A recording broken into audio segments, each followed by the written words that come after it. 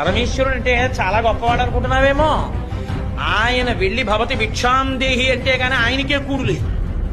ఆయన భిక్షాటనమూర్తి. అన్నపూర్ణమ్మ దగ్గరికి వెళ్ళి భవతి భిక్షాందేహి అని నిలబడితే అన్నపూర్ణమ్మ గంటితో వడ్డిస్తూ ఉంటుంది.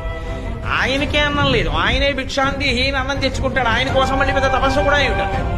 తన పెళ్లి తాను చెడగొట్టుకోవడానికి మాట్లాడిన బ్రహ్మచారి రూపంలో వచ్చిన ఏకైక మూర్తి శివుడు ఒక్కడే.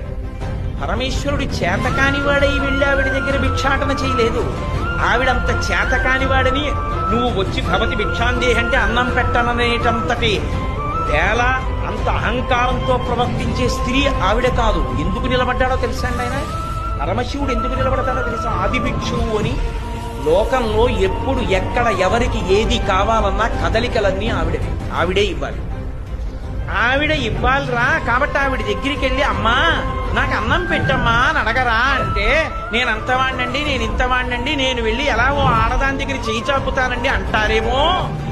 ఒరే, లోకములన్నిటినీ సృజించి పెంచి చెట్ట చివర నాలో లయం చేసుకోగలిగిన నేనే వెళ్ళి ఆవిడ దగ్గర నిలబడ్డాను, ఇక నీకేమో మనం నిలబడ్డానికి అని అందరినీ ఆవిడ దగ్గరికి పంపి ఆవిడ అనుగ్రహం కలిగింప చెయ్యాలని ఆయన నిలబడ్డాడు. చేతకానివాడై కాదు.